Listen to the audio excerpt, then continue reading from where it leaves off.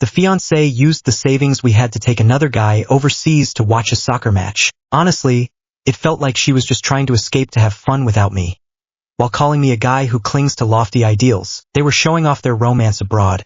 And all I could do was like their posts on social media and wish them well, hoping it would speed up my arranged marriage progress so I wouldn't have to deal with her anymore. Eventually, as things unfolded, she finally realized how serious the situation was. After dating for 5 years, Alara finally agreed to marry me. When she casually mentioned wanting to honeymoon in San Francisco, I poured all $70,000 I had into our relationship fund. Alara said she didn't want any bride price when we got married, and that the fund I managed would be the best gift. I had been working on this family fund for a long time, putting in hundreds of thousands. But when I went to the wedding company to settle the final payment, I found the fund account was completely empty. Worried I'd been scammed, I rushed to the bank to check the transaction history. That's when I saw that Alara had transferred the money to an overseas account last night. A sense of unease crept over me. When I got home, I found her packing her bags. I immediately asked Alara where she was headed. She excitedly started talking about her plans, saying she had already booked a hotel and flights to San Francisco for a visit with the team captain tomorrow. I frowned and asked in a cold tone, "Did you pay for that with the money from the relationship fund?" Alara nodded honestly and flashed me her club invitation. Then she began to brag about her years of running the fan association. She even mentioned how foreign clubs recognized her efforts and showed off the pair of tickets for a home game that she received. "You actually used our dating fund to go abroad with another guy to watch a soccer game?" I asked in disbelief, feeling completely confused by what she had done for the first time. "Was that really being together? Do you even understand soccer? Is this how you're going to question me?" Alara looked at me with a sarcastic glance. "I mean, just look around. What boyfriend doesn't like soccer? You don't even understand the game. Are you even a real man?" She studied me for a moment and then flashed a smirk, clearly feeling pretty proud of herself. I was almost laughing out of frustration. It seems like my lack of interest in soccer is the real issue here. When we first met, she knew I wasn't into the sport. She told me I was being aimless, but that just showed I had ambition. For our future, I chose a stable job to earn more money so I could marry her. Later, I tried to get into soccer for her sake, but she said it just wasn't for me and that I shouldn't change for her. Now, it feels like that's her reason to criticize me. I smirked. Even though the fan club's captain was a man, he still relied on his wealthy wife to support him in the end. Alara saw my expression, and her face instantly turned serious. She didn't want me questioning anyone's abilities in the club. "If you're worried about the money in the account, I can ask my parents for some to pay you back right away. How about that?" I gave a wry smile and shook my head, feeling a bit uneasy inside. Her light remark hit me like a punch to the gut. "Alara, don't say that. It'll make your parents think I'm after your family's money." Alara froze for a moment, then burst into laughter, tears streaming down her cheeks. I stood there awkwardly, listening to her laughter, feeling like a total fool. "Orion, what were you thinking? Don't others think you're just a guy trying to climb the social ladder?" She said that with a sneer and walked away with her suitcase, not even bothering to glance my way. I was left at home feeling heartbroken. The truth is, Alara wasn't always like this. She once loved someone with all her heart. The first love was the captain of the college soccer team. Because of him, Alara fell head over heels for soccer. The red and blue team is the one they both cheered for back then. Now, as she goes to the game, she hopes to relive those wonderful moments spent with her first love. Up to now, the person who's shared this passion with her has always been someone else, from her first love to her current crush. I can't help but smile wryly, feeling a bit regretful about agreeing to Alara's pursuit back then.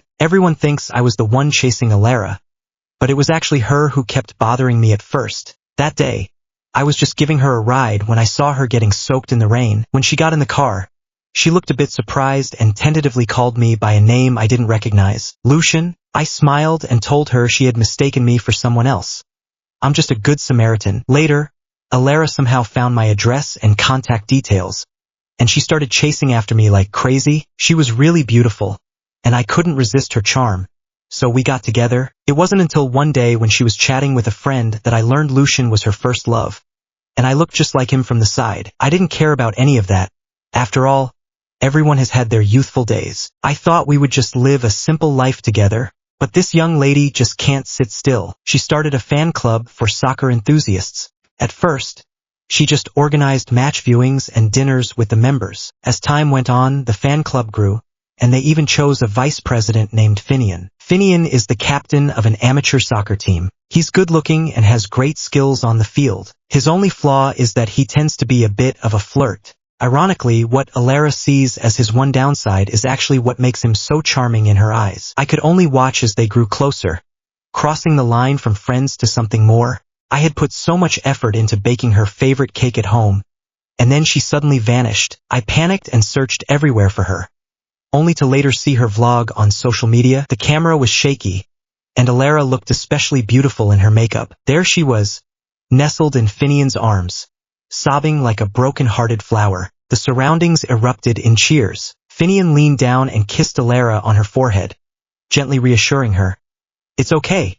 It's just a game. No need to take it too seriously." At that moment, through the dim light of the flowers, I clearly saw her eyes shimmering with tears. Alara, flustered and embarrassed, buried her face in his embrace, looking especially close to him. I silently ended the call I had made to report the incident and slumped to the ground. My heart felt like Alara had stabbed it with a tiny knife, and the pain left me gasping for breath. Seriously, how could I forget? Today is the final of the European Cup. She must be watching the game with her buddies from the fan club. When Alara comes back tonight, I'll be sitting here surrounded by bottles, waiting for her to explain herself. Alara looks shocked when she walks in. Her eyelids flutter, and I can tell she's cursing under her breath, thinking I'm insane. I quietly watch her as she heads out with the card, and I can't help but let out a bitter smile to myself. It seems like this place is just her inn, and I'm merely a visitor. Alara ended up going to San Francisco. Before her flight,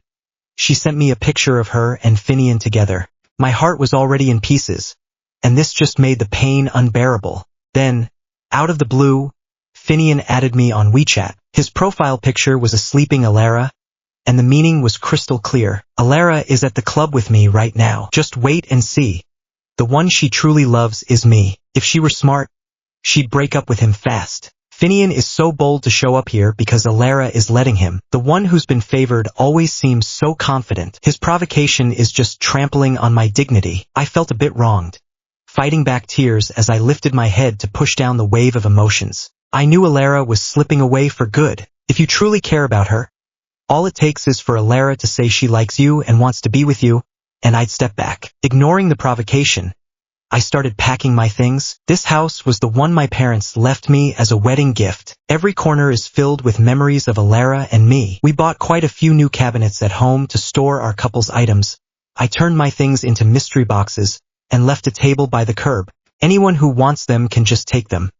I really can't take it anymore. Even Alara doesn't want any of it. When I got back to the office, I told my boss I wanted to quit. It seemed like he had already figured it out. "I knew you would eventually come back home to settle down." I just smiled and didn't say much else. At that moment, I noticed Alara posted something on social media. She just arrived in San Francisco and shared a photo with Finian. They really look like a couple. I quietly liked her post and then stepped into the stairwell for a smoke. A friend who usually gets along well with me showed up for a smoke. Noticing my gloomy expression, he teased me a bit.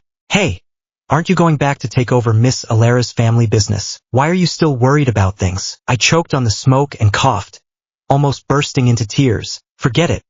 I'm not someone who relies on others to live. I'm just an ordinary white-collar worker, so I might as well focus on doing my job. I can't afford to dream about something as grand as turning into a phoenix." Caspian sensed that something was off with me. Without saying a word, he snatched the Honktashan cigarette from my hand. "Come on, man. Let's light up a Dejongjo and chase away the bad vibes." I chuckled and took the cigarette from him. It was a decent smoke, but too soft to really ease my troubles. Later that night, I unexpectedly got a call from Alara. She sounded super excited. She said I could never imagine how amazing the football vibe is in San Francisco. I get it, though. That's definitely why she chose San Francisco for their honeymoon. It's a shame I wasn't the one who got to go with her. Honestly, it's a pity that someone like you, who hasn't traveled abroad, just can't understand. I really should take you there to show you. There's always a hint of disdain in her words, like she thinks I'm not good enough. I replied softly, while Alara kept rambling on the phone. When she's right in front of me, she always acts so superior, like I'm just a tiny bug to her. "Oh, And don't forget to draft our wedding invitations. They have to be gold embossed and written in cursive with a fountain pen.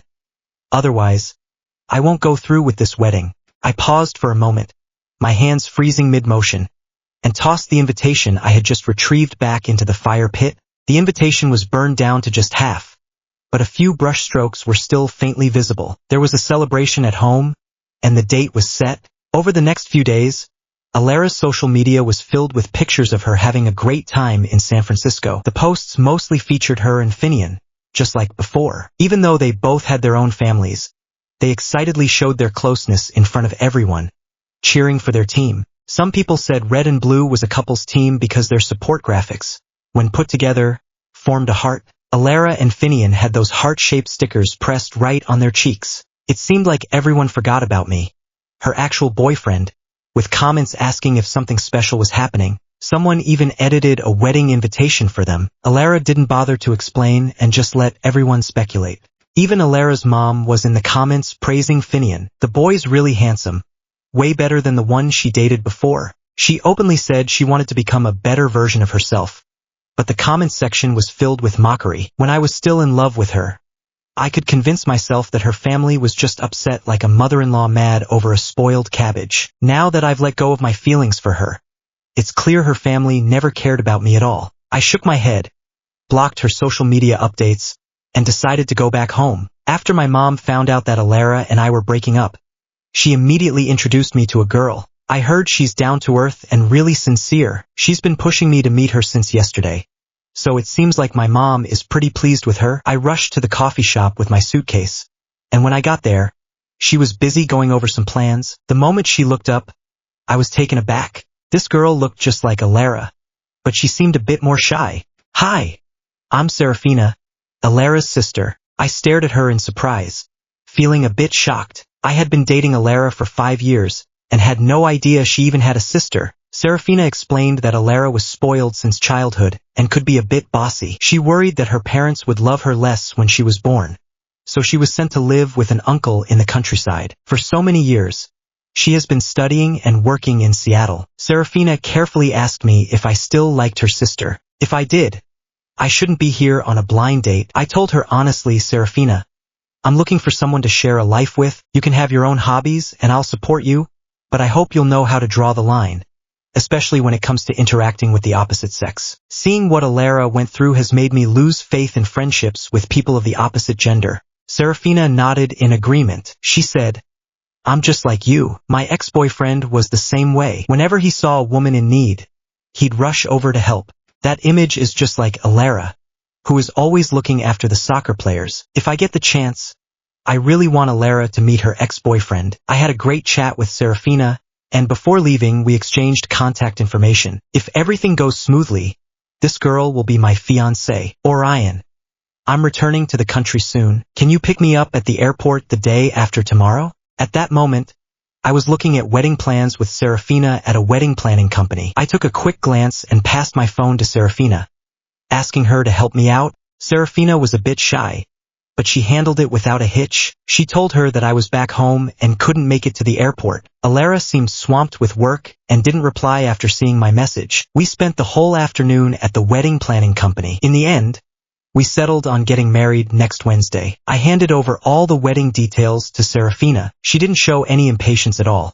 Instead, she got really excited about choosing the venue and the design of the invitations. Sometimes, it feels like there's this constant wish for a shared journey through life. There was even a moment when she praised my calligraphy skills, saying she hoped I could write the wedding blessings for our invitations. Hearing that caught me off guard. It hit me that she really isn't much like Alara at all. Alara thinks my writing drags down the quality of the invitations. She believes only the refined, graceful strokes of true calligraphers are worthy of her. The next day around noon, Alara posted a quick vlog on her social media. The light was dim, with colorful beams reflecting off Alara's face, making it hard to read her expression. She wrapped her arms around Finian's neck and gave him a quick, dreamy kiss, as if they were creating a silver thread in the air. After they shared their kiss, they instinctively pulled their friends close, bodies colliding in a frenzy. The whole scene was chaotic and intense. It felt overwhelming, and before long,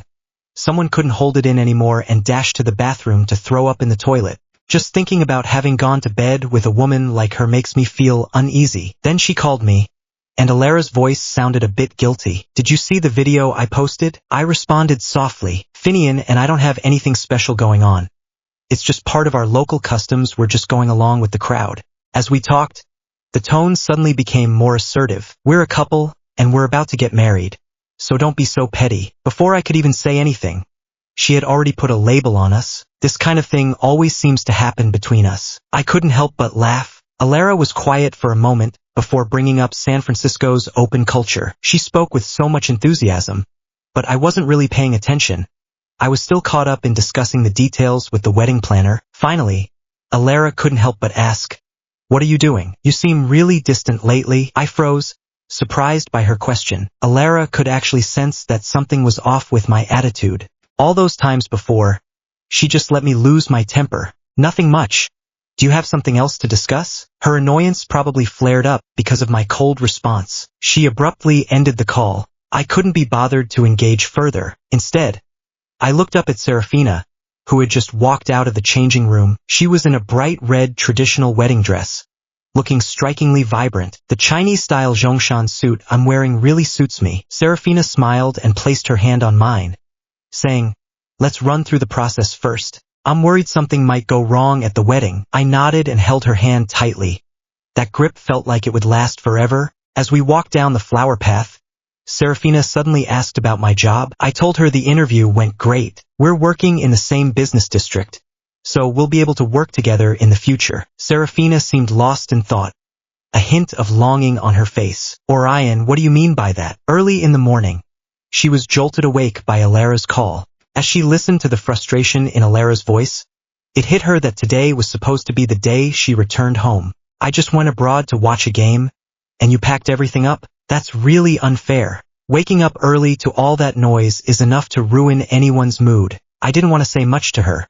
Just told her to grab the breakup letter from the mailbox downstairs. It had been sitting there for over half a month, and if she didn't get it soon, it would be eaten up by bugs. I thought Alara wouldn't react at all, but to my surprise, she blew up. "Orion, what do you really want? The money I borrowed has already been transferred, so you didn't waste any cash on me." I took out my own 378,909 yuan. "Alara, thanks for being my ATM all these years." I'm handing back her sarcastic remarks just as they were. "A guy like me isn't really your type, so let's forget it."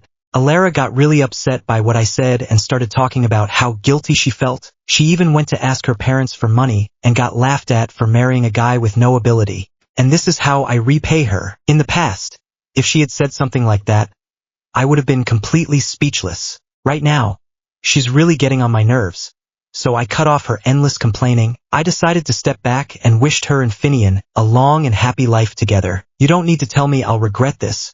Even if you begged on your knees, I wouldn't get back together with you." After saying that, I blocked her and ignored her completely. During lunch, Serafina asked me to go out and help her pick the menu for the wedding. Sure enough, she was a fresh graduate, full of energy. She adjusted her glasses and leaned in close, sharing with me a dream she had. In her dream, on our wedding day, Alara showed up to steal me away, and then I actually went back to marry her. I just smiled and brushed it off. Dreams are usually the opposite of reality. There's no need to scare yourself. Serafina didn't say a word. While having dinner that night, Alara's friend sent me a video.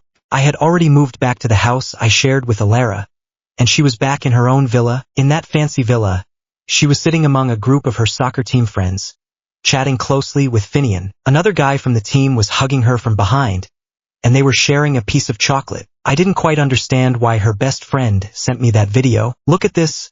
Alara is doing so well and seems so happy since she left. Losing her is the biggest mistake you'll ever make." At the time, all that mattered was blocking Alara, and I totally forgot to block her too. I sat there with a scowl and threw her into my blacklist. The next day, Serafina and I got our marriage certificate. The moment we received it, Serafina felt a huge weight lift off her shoulders. She said that now that we were officially married, she wouldn't have to worry if Alara tried to come between us. Before, even if Alara showed up, she wouldn't have had much of a chance anyway. What caught us off guard, though, was that we got a message from Finian that very night. He sent me a photo first. It looked like it was taken in a hotel. Alara was on the bed, completely naked, with a lot of bruises on her body. It was obvious what had happened. Orion, you really can't keep up? I broke your record twice in just one night. As a man, that's pretty pathetic. He seemed to take pride in what he had done. I kept him around because I wanted an electronic pet. No one knew I added Finian's wife to the group and shared our chat logs along with those leaked photos. Under Seraphina's surprised gaze, I sincerely wished them a lifetime of happiness and hoped they'd have kids soon. The two of them lay in bed, their minds completely blank. Seraphina carefully took out the red marriage certificate and read the words on it one by one. Suddenly she said, Orion, did you know you're my first love? I was taken aback. I hadn't realized there was a reason like that. Seraphina noticed that I had completely forgotten and looked a bit hurt. She took off her glasses and stared at me intently, saying, You really don't remember me at all. Under her gaze, a vague memory started to resurface. It was during my freshman year when my friends were urging me to go back to school to see our teacher. On the way, I ran into some familiar underclassmen, and they convinced me to join them for a casual game of soccer. I was majoring in design at university, so I usually just stayed in my dorm room sketching designs. After running around for a bit, I got tired and headed off to buy some water. While I was at the vending machine, I noticed a girl waiting there. She looked all wet, and her face was streaked with tears. I couldn't help but notice the burn marks on her hands from cigarette butts. I found myself asking, Did someone bully you? The girl flinched when she heard my question and immediately shook her head. She kept glancing over my shoulder, and that's when I noticed a few girls nearby chewing gum. I was young and had a short temper, so anger bubbled up inside me, and I strode right over to them. The girls didn't expect me to approach, and they froze for a moment. I asked, My sister's being bullied. Do you know who's doing it? A few girls exchanged glances, unsure how to respond. One girl with dyed blonde hair was about to say something when the younger members of the soccer team approached. The leader fell silent immediately. I pointed to the girl hiding behind me and said, This is my sister. Please take care of her and don't let anyone bully her. The soccer players looked at each other and nodded in agreement. Seraphina nervously pinched the hem of her shirt, and I sighed, gently ruffling her hair. If you're being bullied, you need to speak up. Bottling it up will only make things worse. It's hard to tell if she got that message. All that stuck in my mind was her adorable hair whirl. I never imagined fate would bring us to this moment. Right now, Seraphina was still focused on a line on the marriage certificate. MZHBJZH. Do you know what that means? I leaned in close and whispered playfully, suggesting that she really shouldn't marry someone like him. Seraphina laughed at my teasing and playfully nudged me. I caught her delicate wrist and looked at her intently. She got what I meant and shyly pushed me away a bit. Seraphina, I'm officially on duty now. Last night was a total mess, almost making us late for the wedding the next day. By the time the couple arrived, the officiant had already called both sets of parents to speak. Hand in hand, we walked in as everyone teased us. The officiant calmly adjusted the program and asked if the bride was willing to marry the groom. When it was my turn to share my thoughts, I immediately replied, I do. He wasn't willing. Just then, a tense and jarring voice cut through the wedding venue. All eyes suddenly turned to the entrance. Alara rushed in, wearing a pristine white wedding dress, and hurried towards the officiant. The moment she locked eyes with Seraphina, Seraphina's face immediately paled. Bitch, who gave you the right to steal my boyfriend? Alara raised her hand,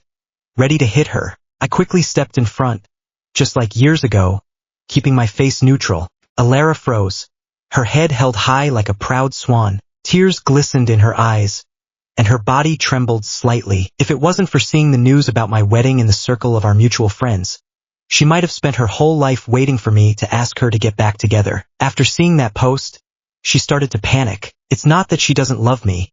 Her love is just so vast that she can't focus it on just one person. But if she had to leave me, it would hurt her deeply. So, she caught the next flight to ask me to marry her. Orion, we've been together for 5 years. Are you really going to give up so easily? Alara, you love soccer, but I'm not into it. You want a Western wedding, while I prefer a Chinese one. A forced relationship isn't sweet. Just stop this. Am I causing trouble? You're the one who's jealous of Finian and trying to provoke me on purpose. Alara sneered coldly, her voice dripping with sarcasm. What makes her better than me? She's not as good looking. She doesn't have my money, and she doesn't deserve you at all. Under her harsh words, Seraphina seemed to shrink into nothing. Slowly, She lowered her head and held onto her hand firmly. Serafina is different from you. She's traditional, knows where the lines are, and won't flirt with other men casually. You'll never learn this. Orion threw my chat records, along with the photos and videos, up on the big screen. If she could interfere with my wedding to Serafina, then I didn't need to worry about sparing her feelings anymore. The moment those explicit videos and chats were revealed, the whole venue erupted. Serafina's dad turned bright red with anger, stood up, and started yelling, "You shameless piece of work. This is just outrageous. Look at how well I've taken care of Serafina. Seems like your family has no idea what shameful things to do." Alara saw her embarrassing video playing on the big screen and rushed to turn it off. She no longer had her former pride and knelt down, begging for forgiveness. "Orion, I'm sorry. I drank way too much that night.